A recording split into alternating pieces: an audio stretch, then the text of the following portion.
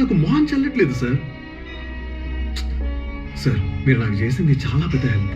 అది నేను జీవితంలో మర్చిపోను. కానీ అదే మీ ఆఖరి హెల్ప్ అని భావిస్తాను. దయచేసి నన్ను క్షమించండి. నేను వెళ్ళను సార్. రేయ్, ఏంట్రా చేతులు కాళ్ళు ఇలా వణికిపోతున్నాయి? దేన్నైనా చూసి భయపడ్డావా?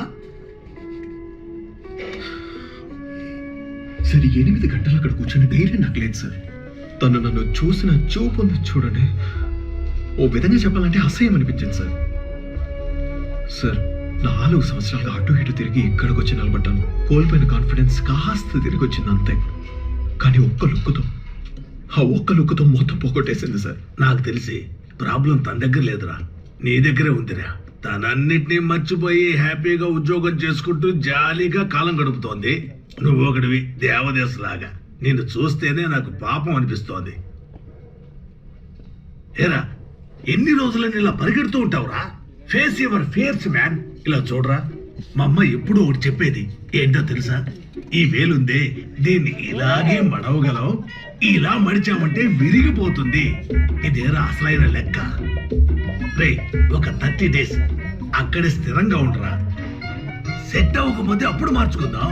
రే, ఈ విషయంలో నేను మాస్టర్ దగ్గర తీసుకున్నారా. ఈ భూమి బిల్లర్ గోకులని చెప్తున్నాను రా. Trust me. రే, 1 hour బ్రేక్.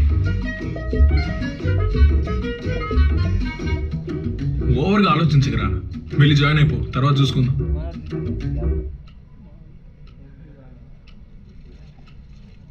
మావా, ఆదిగాడి కోసమైనా ఆలోచించరా. వాడి ముందులా కాదురా, ఎదుగుతున్నాడు. వాడికి అన్నీ అర్థమవుతాయి.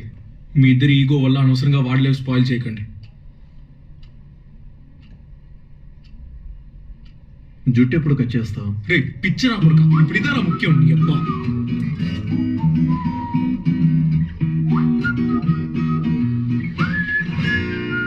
ఏంటి బుజ్జి, అప్పుడే నిద్రపోయావు?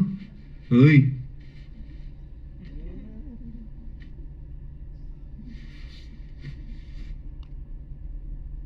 నీకు అమ్మ అంటే ఏంటో తెలుసారా? తెలుసా? మరెందుకని ఇన్ని రోజులుగా అమ్మ గురించి నువ్వు ఏమీ అడగలేదు? ఎందుకంటే నీకు అమ్మ ఇష్టం లేదు. రే, అలానే ఎవరు చెప్పారా? అమిత్ మావ నువ్వు మాట్లాడుకున్నప్పుడు విన్నాను. నీకు అమ్మ ఇష్టం లేదని నాకు ఎప్పుడో తెలుసు. పప్పా, నాకు నువ్వంటే చాలా ఇష్టం. You are the best dad. అమ్మ కావాలా నీకు? ఏం చేస్తున్నావు? నేను నిద్రపోయాను.